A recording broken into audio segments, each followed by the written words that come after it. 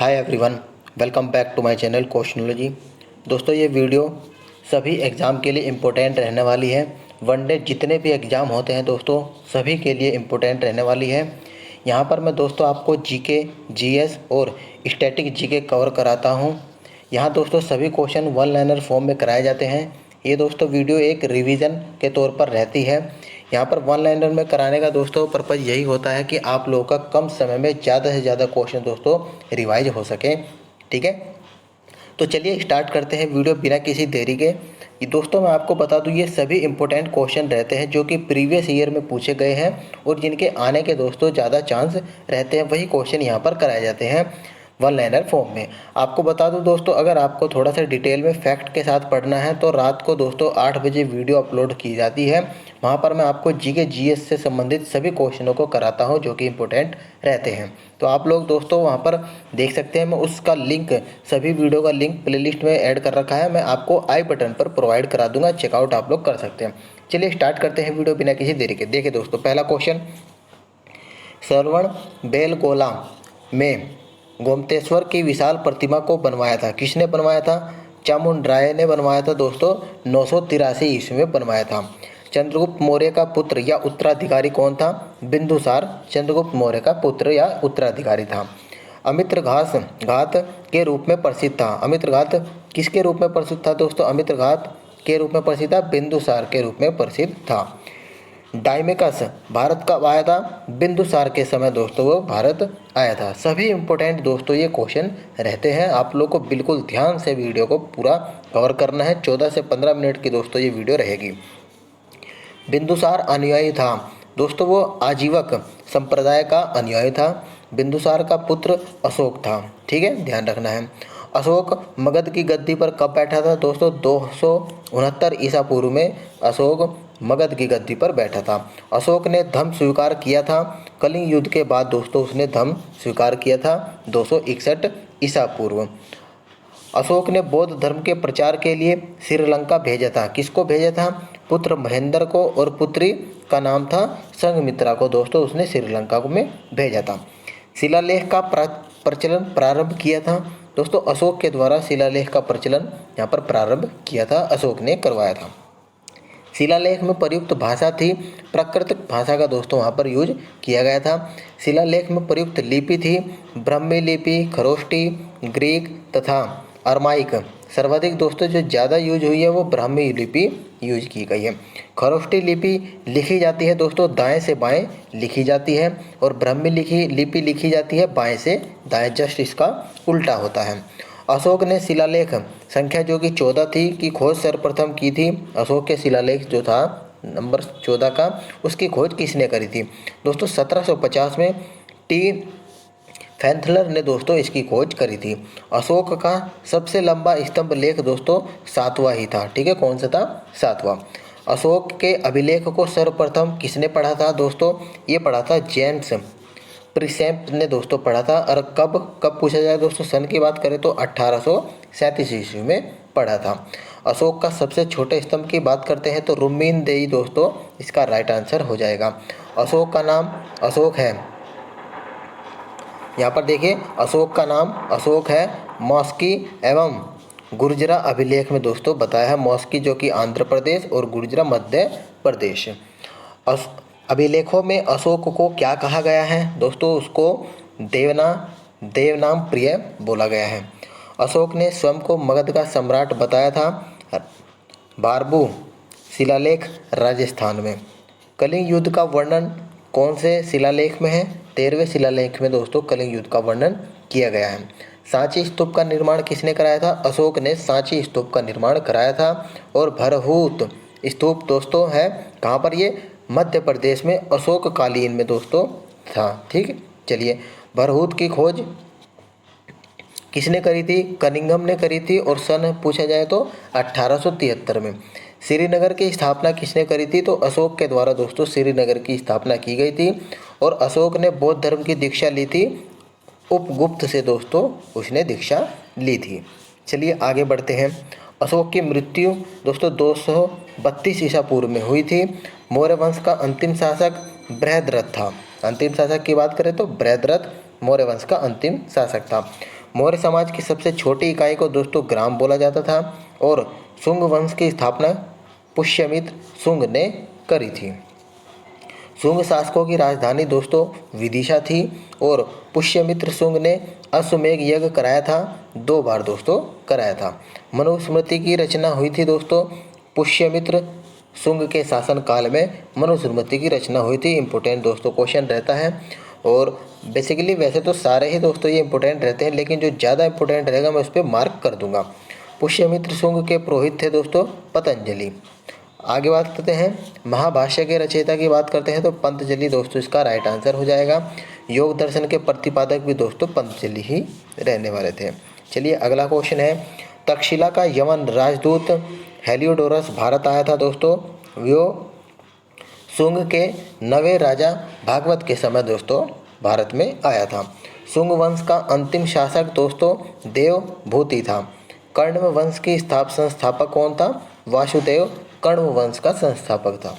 कण्व वंश का अंतिम शासक की बात करते हैं तो सुशर्मा दोस्तों इसका अंतिम शासक था। सातवाहन आंध्र वंश का संस्थापक दोस्तों सिमुक था। ठीक है, क्या रहेगा? सिमुक इसका आंसर हो जाएगा।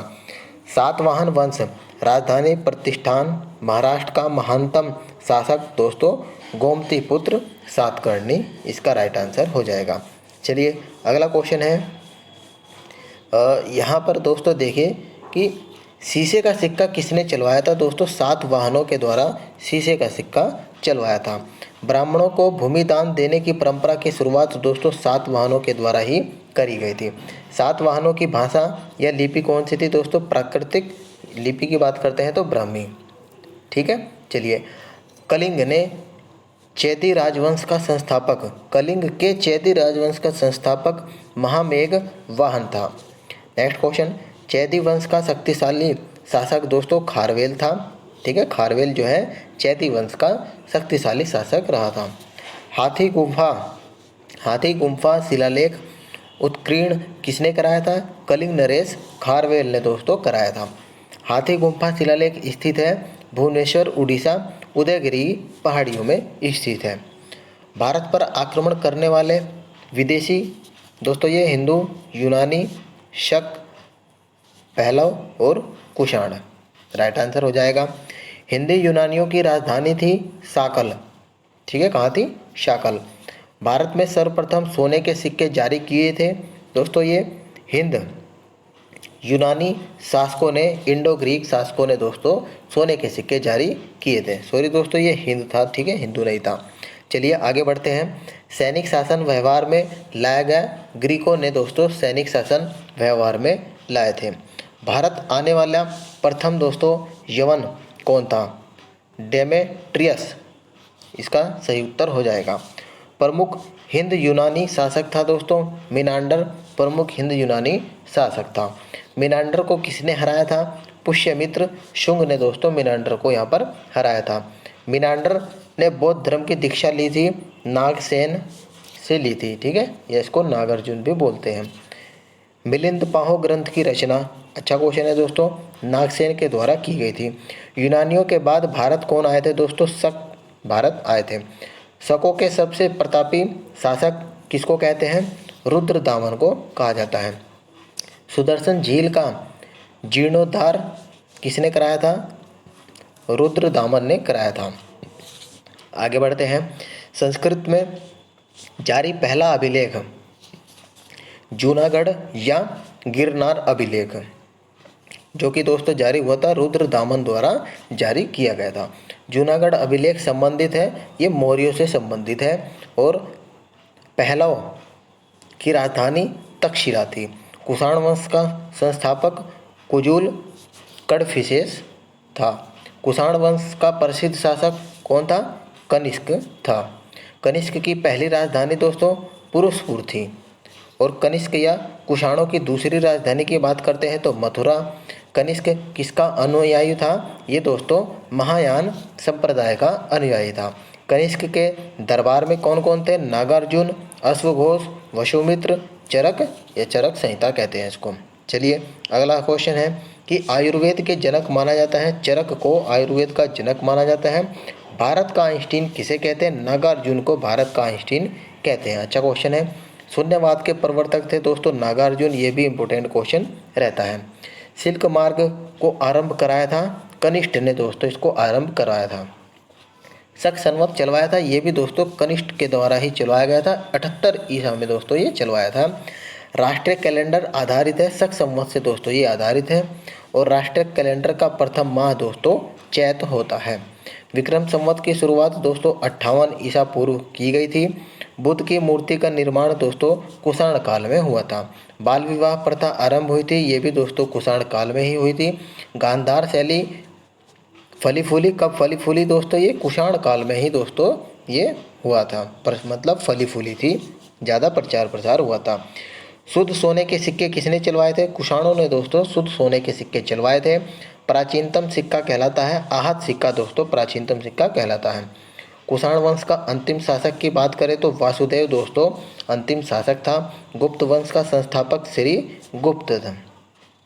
गुप्त वंश का वास्तविक संस्थापक की बात करते हैं तो चंद्रगुप्त फर्स्ट दोस्तों इसका वास्तविक संस्थापक था। गुप्त संवत किसने चलवाया था दोस्तों? चंद्रगुप्त प्रथम ने ही 1319 ईस्वी में इसको चलवाया था। चलिए आगे बढ़ते हैं दोस्तों।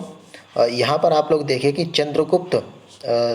यहाँ आप लोग देखें चंद्रगुप्त प्रथम का उत्तराधिकारी की बात करते हैं तो समुद्रगुप्त दोस्तों इसका राइट आंसर हो जाएगा। सिक्कों पर वीणा बजाते स्थित है समुद्रगुप्त, ठीक है, सिक्कों पर वीणा बजाते हुए यहाँ पर दिखाया गया है। समुद्रगुप्त को भारत का नेपोलियन कहा जाता है।